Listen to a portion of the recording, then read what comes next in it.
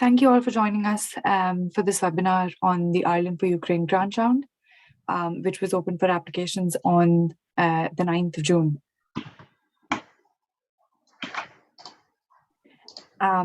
In this webinar, we'll be covering the following items. We'll be providing an introduction to the Community Foundation, who we are and what we do. More detail about the Ireland for Ukraine grant round, about the different strands and the eligibility criteria and their objectives, the reporting requirements and the timeline, some information for Grassroots Ukrainian organizations that have set up since the conflict started in Ireland, and details about our online application process. And we will have some time for questions at the end. Just a few housekeeping items. This webinar is being recorded and it'll be uploaded to our website and YouTube over the next few days. If you have any questions that you would like us to answer, you can use the Q&A box at the bottom of your screen. All the information regarding the criteria, the FAQs, and applying to the grant round is available on our website. And any questions that aren't answered through this webinar or in our FAQs, you can email us at info@foundation.ie. I'll now hand it over to my colleague Rosie. Hi everyone. So a bit of background to the Community Foundation. So we're a registered charity in Ireland. We were established in the year 2000 to support the non-profit sector and to encourage the growth of philanthropy in Ireland. We're also part of a global movement of community foundations that started off in America and has spread all over the world so far. But we're all united by the idea that we make grants based on what the community needs are, and we're really embedded in communities. So we do this through a number of different ways. So we have our own endowed fund where we can make our own grants from our own funds. But we also work with a number of donors who have their own donor advice funds, working with them and advising them in how they would like to give charitably in Ireland and across the world. The Ireland for Ukraine Fund is one of our donor advice funds. We've been working with RTE and the Media Coalition and advising them in how this funding can be spent through the grant round. A bit of background on our just sort of overview of who we are. Our vision is that we believe in Ireland where everyone feels that they belong. We want people to be equal and communities to thrive. Really important to us is that everybody in Ireland has a voice, and you'll see this sort of as we go through and talk about having the voice of Ukrainian refugees in your project as well, and it's really important there. But ultimately, we stand for a fair, caring and vibrant Ireland now and in the future. So our invested funds enable us to keep making grants into the future, no matter the state of current and global affairs. So our mission is that we provide leadership through inspiring giving, caring for the assets given to us through our invested funds. And we also want to invest in people, ideas and activities that strengthen Irish communities. And we'll see that all the way through the grant round today. So 2021 was a big year and 2022 is looking even bigger. In 21, we made 800 individual grants totaling €18 million. And since the year 2000, more than 86 million in grant aid has been distributed. Now this year it's looking even more so. We're gonna hit and overcome our 18 million total of last year, and we're getting closer and closer to 100 million of grant aid distributed since this Community Foundation was set up. Now we have a number of open grant rounds throughout the year, whether it's around Ukraine, whether it's around biodiversity and circular economy, or whether it's around older persons or young people. So we run a range of grant rounds, and it's all on our website on foundation.ie/grants, or you can sign up to our newsletter and get monthly updates about what grant rounds are open as they are published.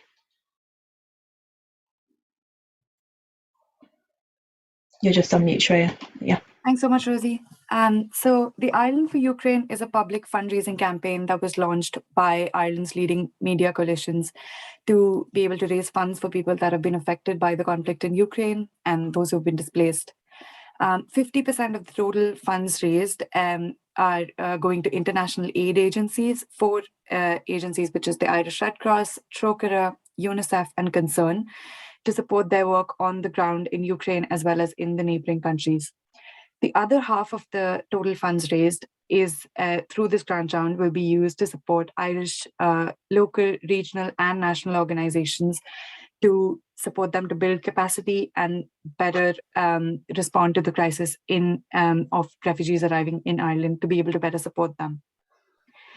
The objectives of this fund are to support Irish organizations to meet the emerging and medium-term needs of the refugees arriving from Ukraine in Ireland, to be able to support better coordination and cooperation in the sector so that we can respond to the crisis in a better and timely manner, and to support the voices and agency of the beneficiary refugees through the projects that we're funding. So applications will be invited under 4 strands, which is primary response, community response, specialized response, and collaborative response. We'll go into the detail about their eligibility criteria and the objectives of each of the strands after this. But before we move forward, I would just sincerely like to thank the media coalitions for coming together at this time of need and ensuring that our Irish communities are better resourced and equipped to support refugees that are arriving in Ireland from Ukraine at this time of crisis. And so the first strand, which is the primary response strand, is open to registered charities as well as local community and voluntary groups with their previous year's annual income 30,000 euros or more. Grants of 15,000 euro are available to organizations that are meeting the immediate and essential needs of the refugees that are arriving from Ukraine in Ireland. This could include organizations that are providing medical support, legal support, accommodation support, or employment support. This list is not exhaustive, and any organizations that are working to provide support in terms of the immediate and essential needs of refugees will be eligible to apply in this strand, as long as their annual income, previous year's annual income, is 30,000 euro or more. The community response strand is open to registered charities as well as local community and voluntary groups that are working to support the community, the well-being and integration needs of refugees on a community level. This could include organizations such as the family resource centers, schools, social community groups, community mental health programs. Again, this list is not exhaustive. Grants of 5,000 euro or 10,000 euro are available under this strand. So for grants of 10,000 euro, organizations will need to have an annual income of 20,000 euros or more. For 5,000 euro grants, there is no minimum income requirement. So grassroots organizations will be eligible to apply for the 5,000 euro grants as long as they have a set governance structure. The specialized response strand is open only to registered charities that work with specific needs of vulnerable groups of refugees. So this could involve trauma response or grief counseling, LGBT plus groups, physical and intellectual disability programs, anti-trafficking campaigns or programs, support to deal with sexual and gender-based violence, support for unaccompanied minors, etc., and any other vulnerable group of refugees. Grants of 30,000 euros are available in this strand, and the applicants will need to have an annual income of 60,000 euros or more and be a registered charity. The last strand, which is the collaborative response strand, is to support the coming together of national and regional organizations to be able to significantly increase their impact, the impact of their work. So grants of 50,000 euro or 100,000 euro are available under this strand. We are aiming to make 5 to 10 grants under this strand. For 50,000 euro grants, the lead applicant will need to have an annual income of 100,000 euros or more. And for 100,000 euro grants, the lead applicant will need to have an annual income of 200,000 or more. The lead applicant must be a registered charity, but they can collaborate with community, local and voluntary groups and other organizations that might not be registered charities, as long as the lead applicant is a charity, registered charity. So the timeline for the grant round is as follows. The applications have been open since the 9th of June, and they will close at 4 p.m. on Thursday, the 30th of June. The grants will be announced and awarded in September, and the work must begin in September or October 2022. To look at the eligibility criteria together and to be able to put this information together, the primary and community response strands are open to registered charities as well as community, local, and voluntary groups. For the primary response strand, the annual income of the organizations will need to be 30,000 euros or more. Under the community response, there are grants of 5,000 as well as 10,000 euros available. For the 5,000 euro grants, there is no minimum income requirement. And for the 10,000 euro grants, annual income will need to be 20,000 euros or more. Please know that applicants in all 4 strands must be able to demonstrate their current work with refugees from Ukraine in Ireland. For the specialized response strand and collaborative response, the lead applicant must be a registered charity. For the specialized response strand, the annual income will need to be 60,000 euros or more, and the applicant must be able to demonstrate a strong track record in working with vulnerable groups previously in Ireland. For the collaborative response strand, there are 50,000 euro grants and 100,000 euro grants available. For 50,000 euro grants, the annual income of the lead applicant will need to be 100,000 euros or more. And for 100,000 euro grants, the annual income of the lead applicant will be 200,000 euros or more. Again, in this strand, the lead applicant must be a registered charity, but they can collaborate with organizations that might not be registered charities. The lead applicant must be able to demonstrate a strong track record in working on refugee settlement and integration in Ireland. And they need to be able to demonstrate their current work with refugees from Ukraine in Ireland. So staff hours are eligible in this grant round as long as they specifically relate to the project. Large-scale building work or procurement will not be eligible. However, small-scale equipment costs or those of refurbishment or upgradation of spaces will be eligible. So the projects and some project examples would be projects that build capacity within the organization to respond to the increased pressure that they're facing because of the number of services. So this might include hiring additional staff, engaging translators to break the language barriers, working with external or third-party reviewers to be able to review and develop their current services to better respond to the needs, and training for staff members so that they're able to better support refugees from Ukraine. Priority will be given to projects that where refugees from Ukraine are actively participating in the projects. So just to go through some priorities of the grant round. So proposals that provide examples to show the importance of the current work that they're doing, and proposals that can demonstrate the current work that they're doing will be given priority. Proposals that ensure that refugees from Ukraine are actively participating in the project. For example, consulting refugees from Ukraine when developing or improving the project, employing refugees from Ukraine, building capacity within the community and empowering them to respond to their own needs, providing platforms for their experiences and voices to be heard, and engaging refugees from Ukraine in the running of the organization, so at board and management level.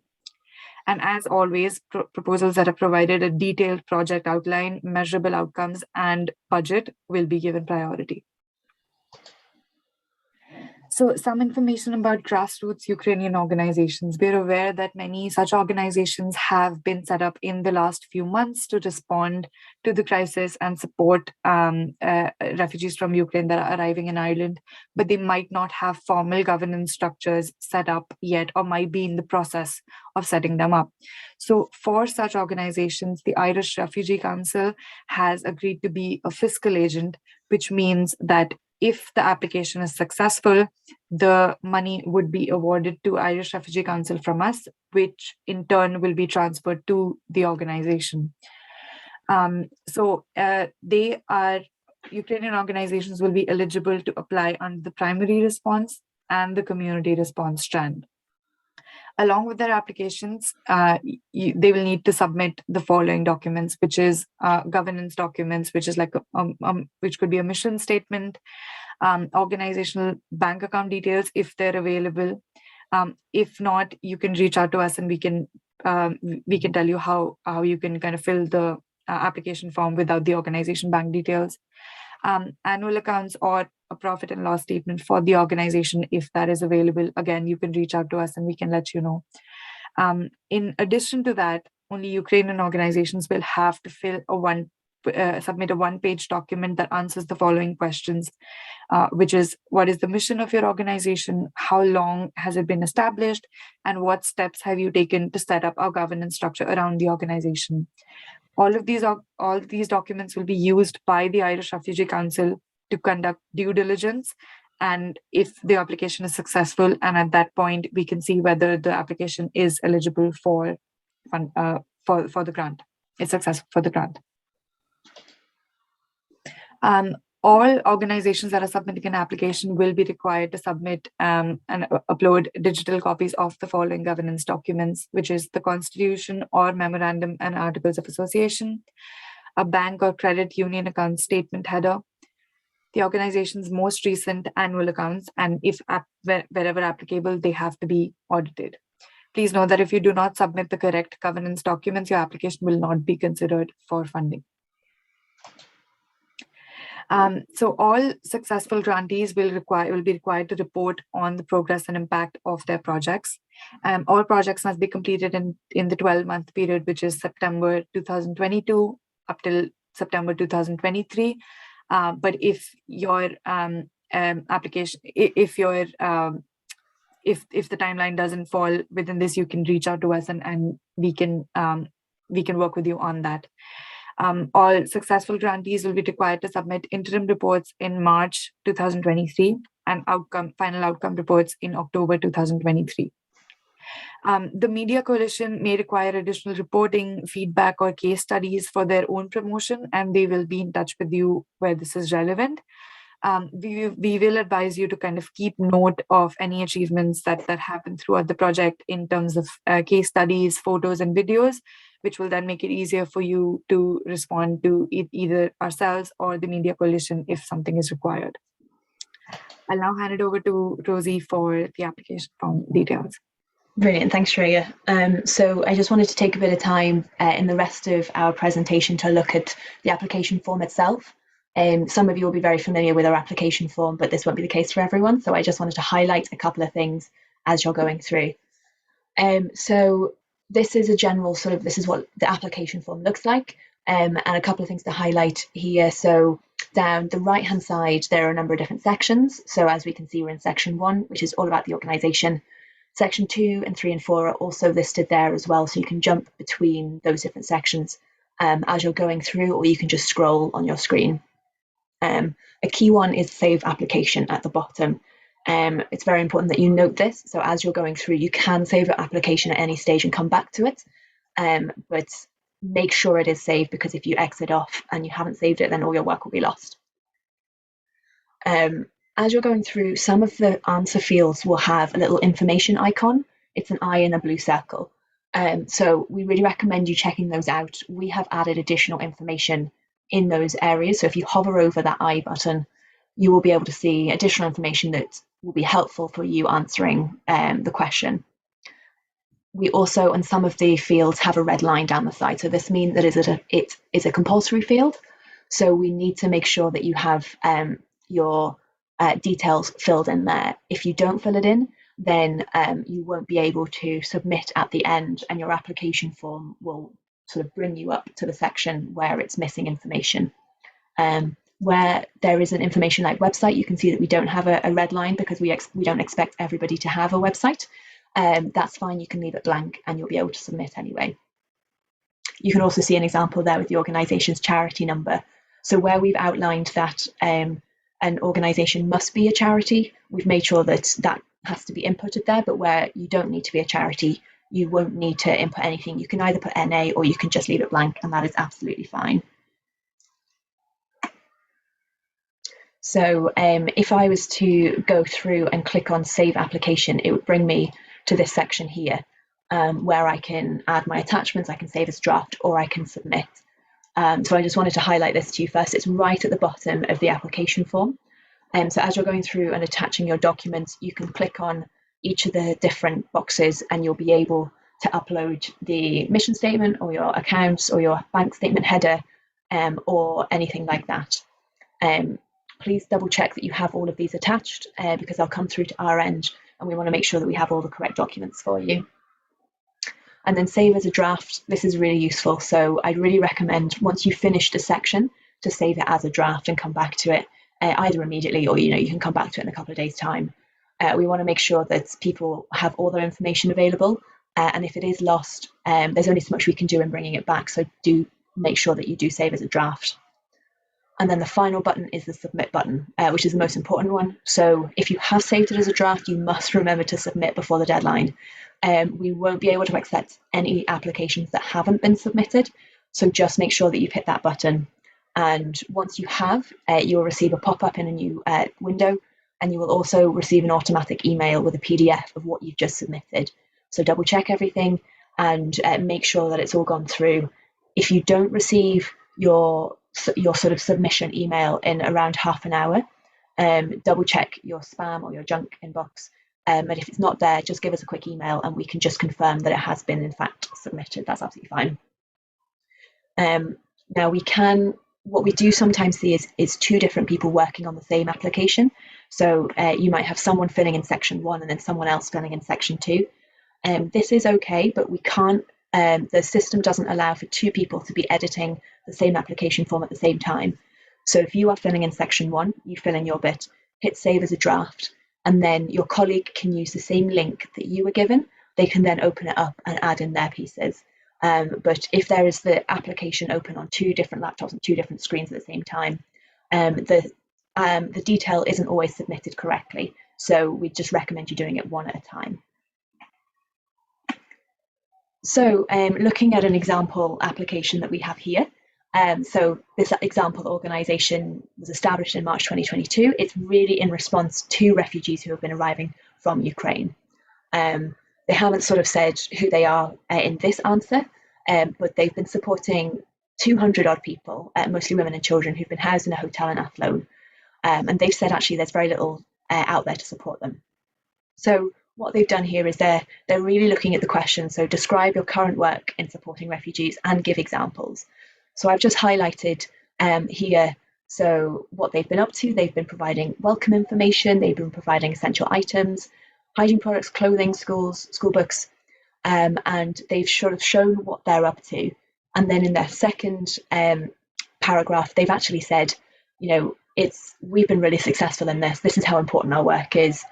Teachers have been coming in, the local GAA club, the restaurants have been coming in, and it's been a really successful collaboration within the community. So I can see here, I've hovered over my little information button, and it's given me a bit more information. So how we've been responding so far and how it's been successful. So sometimes there are two elements to a question, and make sure in your answer that you're responding to both of them. And then looking at another question. So this question is describing the proposed work and highlighting the main activities. So there's another information icon here. So if you are looking for additional information, you can hover over that. But this project, they're actually looking to start a weekly fun morning. Different activities for the children, for the parents. They're making sure that refugees who are staying at the hotel are getting out into the community. They're not cooped up over the weekend, and they're going on day trips. They're doing craft mornings, baking, things like that. And through their fun mornings, they're wanting to build community, provide a fun environment. They're going to look to improve well-being and hope that families get out of the hotel in a way that isn't of any cost to them. So in this question, they've done really well. They've described the proposed work, what they're going to do, and they've also bullet pointed what their main activities are. So that's brilliant to see. It's really clear to our assessors what's going on here and what the main activities will include.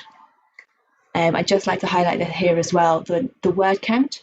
So on each of our questions that we're asking, whether it's around describing the current work or whether it's around the proposed work itself, there's always going to be a word limit. So just keep an eye on that. You won't be able to submit more words than what's allowed, but just keep an eye on that, and you can submit up to the 200 here. Now, as I've been filling in this example project, I've only written 140 words. Now, this isn't going to make my application any worse or any better than someone else's. it's really a guideline. So someone could submit only 100 words, but they could write a really good answer that answers everything that we might possibly need, or they could write 199 words, and none of those words to make any sense. So actually, it's the quality as opposed to how much is being submitted is what we're really looking at here. And then another sort of final question that I wanted to share with you is, how will you ensure that the voices of your beneficiaries are engaged in the proposed work? So we've been saying the whole way through that actually making sure that Ukrainian nationals and refugees from Ukraine are integrated into the project at so many different levels. We really want the funded projects to be collaborating with the refugee community, and making sure that it's a partnership as opposed to a top-down approach. So we have a question here about how you're going to make sure that your beneficiaries are engaged. And Shreya was talking about, maybe it's through consultations, maybe if you've got funding enough to hire a role, making sure that that role is filled by someone of your community, or it might even be sort of bringing them in at a higher level in the organisation. So this is where we want you to explain how you are making sure that you're working with the community and not just providing a service for the community itself. So in our example here, example organisation, they've been building strong relationships with the mothers in the hotel. They actually came up with the idea for the fun morning. So the example organisation is going to submit the application and house and hold on to the funds. But actually, the mothers who are in the hotel have really designed a lot of this, which is great to see. So they're going to support the committee of mothers to organise and plan the activities. And then they're going to make sure that there's an opportunity to feedback through the process as well. So this is a great example here. There's a load of different ways that you might engage voices of your beneficiaries, and the criteria goes into a couple of examples. But this is just a way that we want you to show us and make sure that this is engaged and involved in your project the whole way through. And then just to have a look at the budget. So this is where we get the bulk of the information about how any funds will be spent. So we want to make sure there's a lot of detail in here. They've actually, example organisation, have been brilliant in providing loads of information. So they're going to do 5 craft mornings, they're going to do 5 baking mornings, they're going to do 10-day trips, a Christmas party and an Easter party. And it's all going to happen in the first 12 months, which is what we want to see. And then in the description breakdown, they've included loads of information here about, it's going to be the craft materials, it's going to be the ingredients and the equipment and the room hire and things like that. And they've outlined each of those different cost items. This is a good level of detail. So really be thinking through what your project is so that you could submit an accurate and detailed budget to us. If we get in something that just says activities, sometimes it's going to be a craft morning, sometimes it's going to be a baking morning, and then the full amount. We just don't have enough information there to really understand what the funds will be spent on. So this is really what we're looking for in the budgets themselves. As you can see, their total budget for that 12 months is 10 grand. So that's perfectly in line with the community response grant round. So that's what they're applying for. They've applied for 10 grand. And then they'll be assessed based on that budget.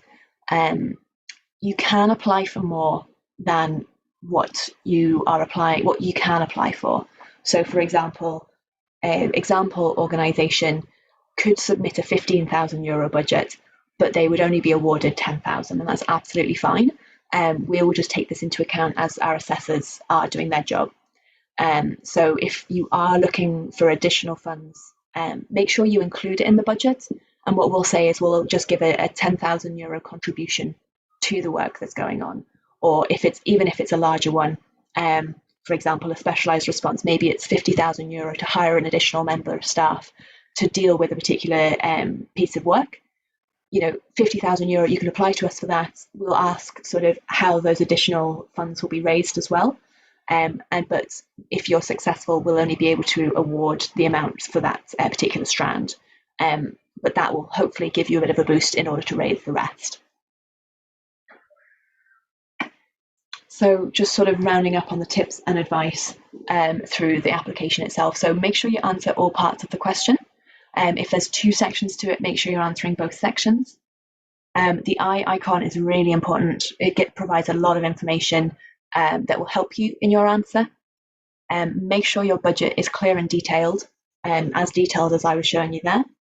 And make the most of this opportunity to show us how your project fits the criteria. Our assessors are going to be making sure that all of the projects are in line with the mission, the objectives, and the criteria of the fund. And if you show us that really clearly in your proposal, then it makes their job a lot easier. Make sure you save as a go and submit well ahead of time. We really recommend submitting the day before, but if you're submitting just ahead of the deadline, just make sure that you have everything and make sure that it submits properly, because we expect a lot of people to be submitting at that time. But we really recommend the day before, just to make sure that it gets in properly and on time. So I know we've been having a couple of questions coming in. Use this time, we've got loads of time now. So if you have thought of a question, put it in the Q&A box and we'll spend a bit of time to answer those, any questions that have come up. Yeah, so there's two questions about the recording and getting a copy of the presentation. So the recording will be uploaded on our website. And Josie, can you just confirm that I think we'll be okay sharing the presentation? Yeah, everything will be shared afterwards. If you've registered, then you'll get an email with the presentation and a link in it anyway. But anyone who hasn't been able to come today, it will be on YouTube and on our website. So even if you know of an organisation that isn't here, if they go on our website, they'll still be able to make the most of the information we've given here. Yeah, perfect. So the next question is the application per project or per location/community group?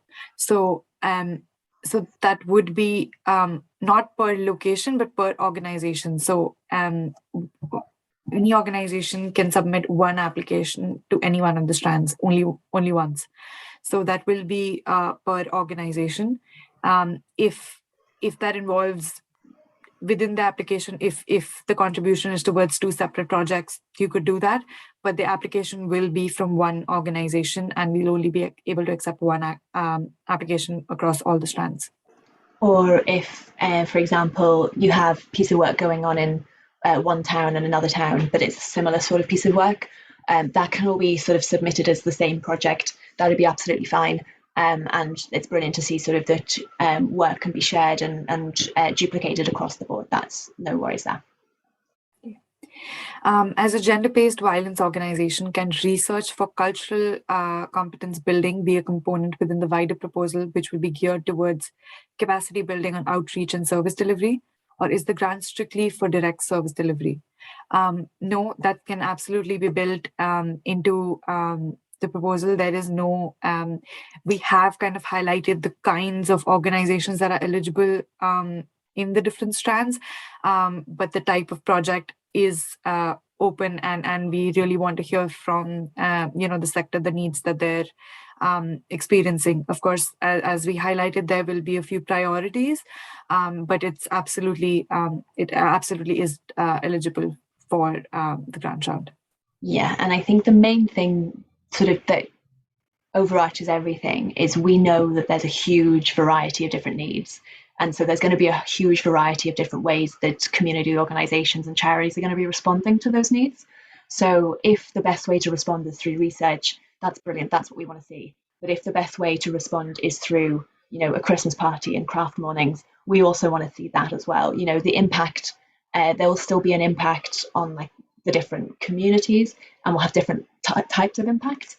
So just make sure you sort of explain that in your proposal for our assessors to see how important your project is, and that's absolutely fine.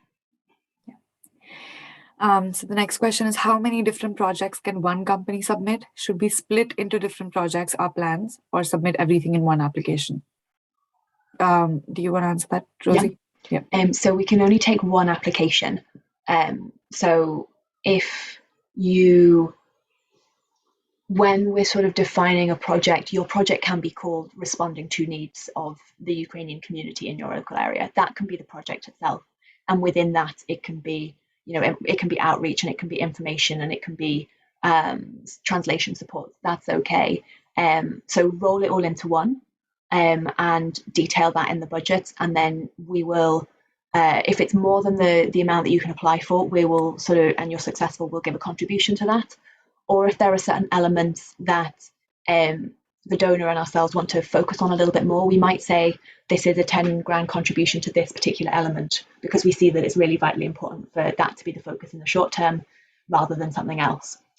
So that's fine. Roll it all into one, add it all in your budget, provide as much information as possible, and then we can work with that. Yeah. Could you just clarify about the eligibility of overhead costs? Yeah. So where overheads are connected directly to the project, so where you have a staff member's time, or if you're even hiring a new staff member to do that particular piece of work, that's okay. We can accept that, and equipment as well, and other costs associated like that. So for example, with the organisation that submitted, our example organisation, they were volunteers, so they didn't submit staff costs, but they were submitting craft materials and room hire and things like that. What we wouldn't be able to cover is general running costs like insurance or heating, or core staff costs that are unrelated to the project. But if, for example, the CEO is going to come in a couple of days on this, you can include their time directly related to this project, and you can also include the project worker's time who is managing the project as well. But we do need to see that it is related to this work and not just generic costs, core costs of the organisation that are unrelated to the grant round and the proposal. Perfect.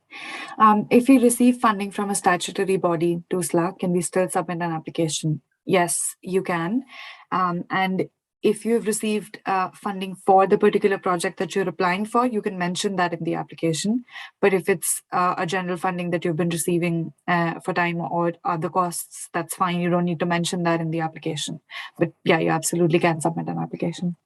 Brilliant. And I think what we have seen in previous, like we did a COVID grant round and we did RT just comic relief, and government bodies and departments came in and supported projects that we were also part funding as well, and that was really good to see. So if you're getting funding, a little bit of funding from us, a little bit of funding from donations and fundraised, and then a little bit of funding from statutory bodies, that's great. Another thing to add there is that we have, and we are building in a level of flexibility. So where we are now in June, we know that anything could happen over the summer, and things could change a lot in September as well, when we're actually awarding the grants. And then even later into the year, with COVID, a lot changed, and we expect a lot to change with this as well. So we just want to keep the conversation open. So if there are budget changes that are needed, or alterations or extensions needed, just chat with us, and we'll work with you in order to allow for that to happen. And yeah, so just keep an eye on that, and keep in contact with us if you have been successful, and if you have been given a grant, just to update us on how it's going. And if you do need budget changes, delays, extensions, anything like that, just let us know, and we'll work together on that.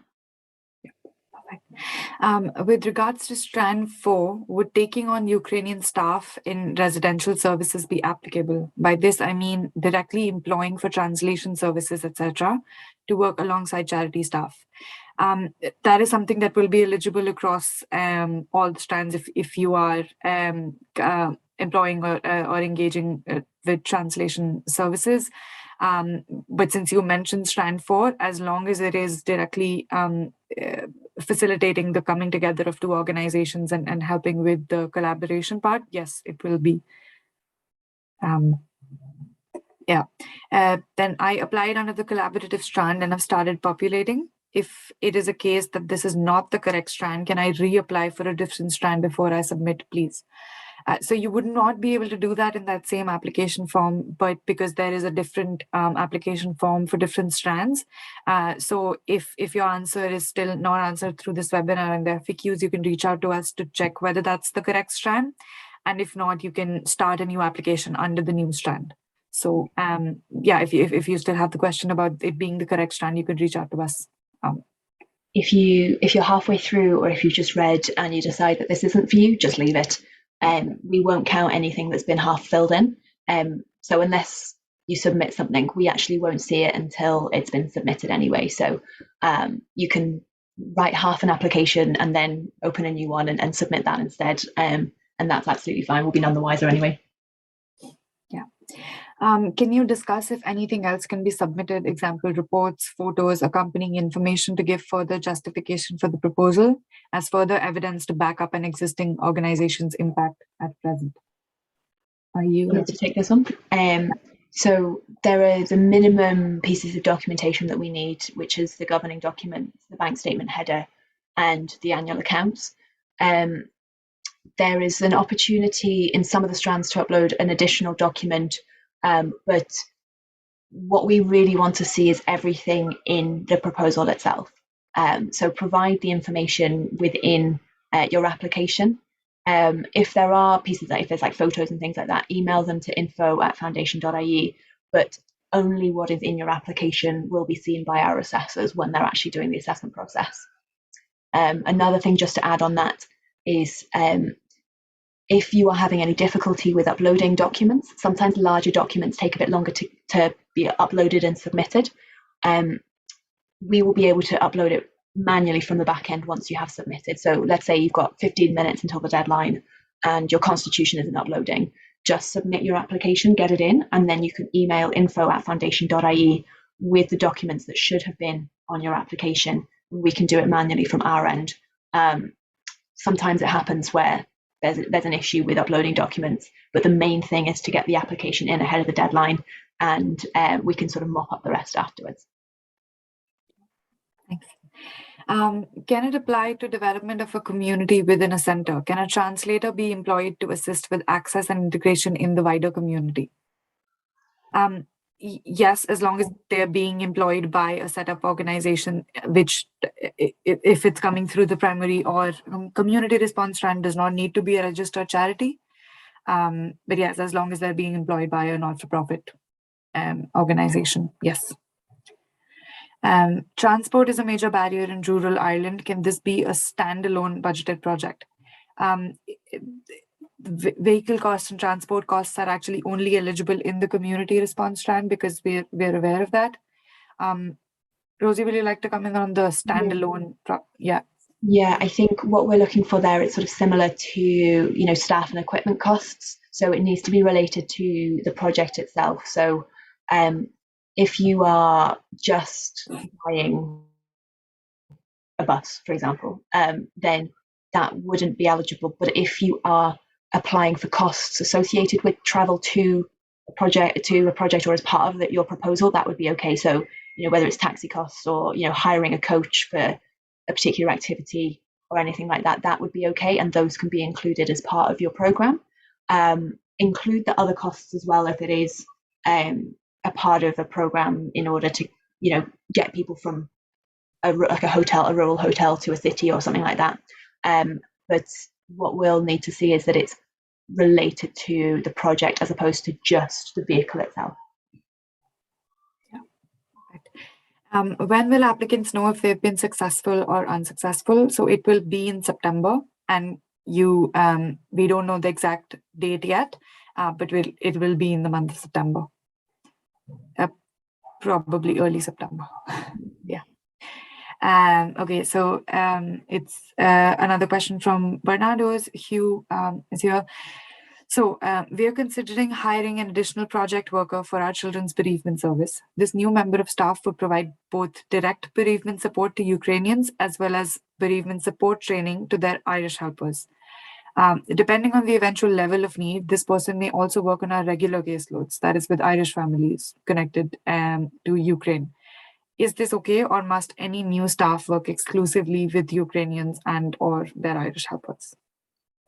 What we'd suggest in this one is that their work dedicated to refugees from Ukraine is put in the budget, but not working with Irish families. Now, the only reason we say this is because the mission of Ireland for Ukraine is Ireland for Ukraine. So we need to make sure that everything that is going out in grants and all the budgets are in line with that, and that any impact is on, any work is for those who have left Ukraine, and the impact is felt there. Now, if you then decide, let's say you take them on as part-time, half of their role is Ukrainian families and half their role is Irish families, we will be able to contribute with, their part-time role specifically for Ukrainian families. But other than that, you'll need to find the additional costs to cover the other element of their role, because it would be outside of the scope of Ireland for Ukraine mission. Yeah, perfect. There's no questions at the time, but we'll wait for a few. There's one more. Okay, yeah. There's no other questions at the time. But you can feel free to kind of look at the FAQs, and you can, like we said, you can email us at info@foundation.ie if you have any other questions. We can wait for like a minute or two, but thank you so much, everyone, for joining us. Again, this video will be recorded and available to all the attendees, as well as if any of your colleagues couldn't attend it, they can kind of access it on the website. Someone just put in just a question on children's policy. I think it might be related to the requirement that maybe some other grant rounds have of submitting the children's policy. So what we need, if your organisation is working with children and the project itself is working with children or vulnerable adults, we need organisations to have that policy in place. Now, we won't ask for it at the application stage, but we might be doing spot checks later on. So there is a question in the application form around being in line with the Children's First Act and making sure that you have a policy. But that's only if you are regularly working with children and vulnerable adults, or this project is. So if it's not relevant if it's not relevant for you to have a policy, that's absolutely okay. You can move on to the application without it, and that's fine, but it's only when you're working with children and vulnerable adults. Yeah. Another question just came in. Would assessment costs to complete emergency assessments of Irish families to take in Ukraine unaccompanied minors be accepted as part of the submission? Yes, because the impact is on the Ukrainian refugees as well. If you're doing that sort of vetting, you need to make sure that you're set up and you have the right resources to do so and the right policies to do so. So, for example, that's where it's really important that you have the vulnerable adults and the child safeguarding policies there. But yes, as long as we see the impact is on Ukrainian refugees and refugees from Ukraine, that's okay. Yeah. Brilliant. Is that all of our questions? I think so, yeah. Fantastic. But yeah, you can feel free to email us at info@foundation.ie. Perfect. Brilliant. Thank you, everyone. Thanks so much for coming along, and we'll make sure this is emailed to you afterwards.